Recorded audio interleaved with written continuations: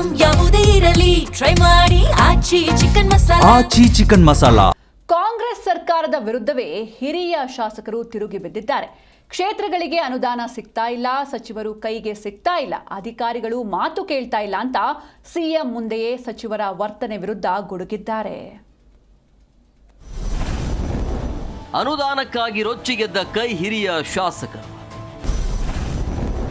ಸಚಿವರ ವಿರುದ್ಧ ಸಿಎಲ್ಪಿ ಸಭೆಯಲ್ಲಿ ಬಹಿರಂಗ ಬೇಸರ. ಕಾಂಗ್ರೆಸ್ ಪಕ್ಷದ ಶಾಸಕಾಂಗ ಸಭೆಯಲ್ಲಿ ಅನುದಾನ ವಿಚಾರ ಮತ್ತೆ ಪ್ರತಿಧ್ವನಿಸಿದೆ. ಹೆಚ್ಚಿನ ಅನುದಾನ ನೀಡುವಂತೆ ಸಿಎಂ ಮುಂದೆ ಶಾಸಕರು ಬೇಡಿಕೆ ಇಟ್ಟಿದ್ದಾರೆ. ವಿಧಾನಸಭಾ ಚುನಾವಣೆಗೆ 2 ವರ್ಷಗಳು ಬಾಕಿ ಇದೆ. ಅನುದಾನ ಇಲ್ಲದಿದ್ದರೆ ಕ್ಷೇತ್ರದಲ್ಲಿ ಕೆಲಸ ಮಾಡೋದಾದ್ರೂ ಹೇಗೆ? ಈ ಹಿಂದೆ 50 ಕೋಟಿ ಬಿಡುಗಡೆ ಮಾಡೋದಾಗಿ ಭರವಸೆ ನೀಡಿದ್ರೆ, ಆದರೆ ಇದುವರೆಗೂ ಆ ಹಣ ಬಿಡುಗಡೆ ಆಗಿಲ್ಲ. ಈಗ ತಲಾ 100 ಕೋಟಿ ಏನಾದರೂ ಅನುದಾನ ನೀಡಿ ಅಂತ ಶಾಸಕರು ಬೇಡಿಕೆ ಇಟ್ಟಿದ್ದಾರೆ. ಈ ವೇಳೆ ಶಾಸಕರಿಗೆ ಸೂಕ್ತ ಅನುದಾನ ನೀಡುವ ಭರವಸೆ ಸಿಎಂ ನೀಡಿದ್ದಾರೆ. 2-3 ತಿಂಗಳು ಕಾಯಿರಿ, ನಿಮಗೆ ಅನುದಾನ ನೀಡ್ತೇನೆ ಅಂತ ಶಾಸಕರಿಗೆ ಸಮಾಧಾನದ ಮಾತುಗಳನ್ನೇ ಹೇಳಿದ್ದಾರೆ. ಇದೇ ವೇಳೆ ಐಎಎಸ್ ಅಧಿಕಾರಿಗಳ ವಿರುದ್ಧವೂ ಶಾಸಕರು ಕಿಡಿಕಾರಿದ್ದಾರೆ. ಐಎಎಸ್ ಅಧಿಕಾರಿಗಳು ನಮ್ಮನ್ನ ಪರಿಗಣಿಸೋದೇ ಇಲ್ಲ, ಯಾವುದೇ ಕೆಲಸಗಳನ್ನ ಸರಿಯಾಗಿ ಮಾಡಿಕೊಡದೆ ಸತಾಯಿಸುತ್ತಿದ್ದಾರೆ ಅಂತ ಶಾಸಕರು ಆಕ್ರೋಶವನ್ನ ಹೊರಹಾಕಿದ್ದಾರೆ. ಸಚಿವರ ಕಾರ್ಯವೈಖರಿ ವಿರುದ್ಧ ಮತ್ತೆ ಶಾಸಕರು ಸಿಎಲ್ಪಿ ಸಭೆಯಲ್ಲಿ ಅಸಮಾಧಾನವನ್ನ ಹೊರಹಾಕಿದ್ದಾರೆ. ಸಚಿವರು ನಮ್ಮ ಕೈಗೆ ಸಿಗ್ತಿಲ್ಲ, ಕೆಲಸ ಕಾರ್ಯಗಳಿಗೆ ಅಲೆದ್ರೂ ಕೂಡ ಸ್ಪಂದಿಸುತ್ತಿಲ್ಲ, ಅಧಿವೇಶನಕ್ಕೂ ಸರಿಯಾಗಿ ಬರ್ತಿಲ್ಲ, ಇತ್ತ ಕಚೇರಿಯಲ್ಲೂ ಸಿಗೋದಿಲ್ಲ. ಹೀಗಾದ್ರೆ ಕ್ಷೇತ್ರದ ಸಮಸ್ಯೆಗಳಿಗೆ ಪರಿಹಾರ ಕಂಡುಕೊಳ್ಳೋದು ಹೇಗೆ? ನಾವು ಯಾರನ್ನ ಕೇಳಬೇಕು ಅಂತ ಗರಂ ಆಗಿದ್ದಾರೆ.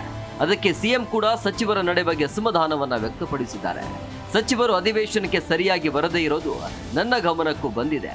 ಕಾಲಕಾಲಕ್ಕೆ ಸಚಿವರ ಕಾರ್ಯವೈಖರಿಯ ವರದಿಯು ಹೈಕಮಾಂಡ್ಗೆ ತಲುಪ್ತಿರುತ್ತೆ.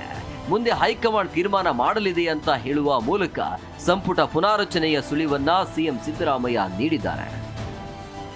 ಕಂದಾಯ ಇಲಾಖೆ ಪ್ರಧಾನ ಕಾರ್ಯದರ್ಶಿ ರಾಜೇಂದ್ರ ಕುಮಾರ್ ಕಠಾರಿಯ ವಿಚಾರವಾಗಿ ಶಾಸಕರಿಬ್ಬರ ನಡುವೆ ಮಾತಿನ ಚಕಮಕಿಯೂ ನಡೆಯಿತು.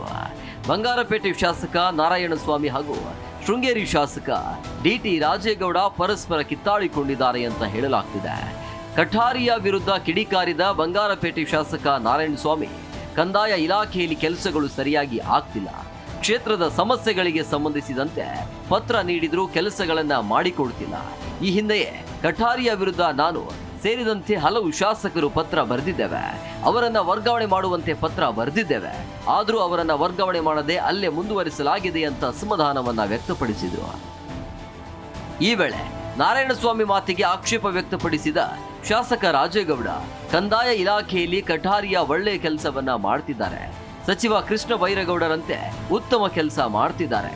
ಹೀಗಿರುವಾಗ ಕಠಾರಿಯ ಬಗ್ಗೆ ಸುಮ್ಮನೆ ಆರೋಪ ಮಾಡೋದು ಸರಿಯಲ್ಲ ಅಂತ ರಾಜೇಗೌಡ ಹೇಳಿದ್ದಾರೆ. ಆಗ ಪರಸ್ಪರ ಬೈದಾಡಿಕೊಂಡ ಘಟನೆಯೂ ನಡೀತಂತೆ. ಕೊನೆಗೆ ಕೋಪದಿಂದಲೇ ಸಿಎಲ್ಪಿ ಸಭೆಯಿಂದಲೇ ಶಾಸಕ ನಾರಾಯಣಸ್ವಾಮಿ ವಾಕೌಟ್ ಮಾಡಿದ್ದಾರೆ.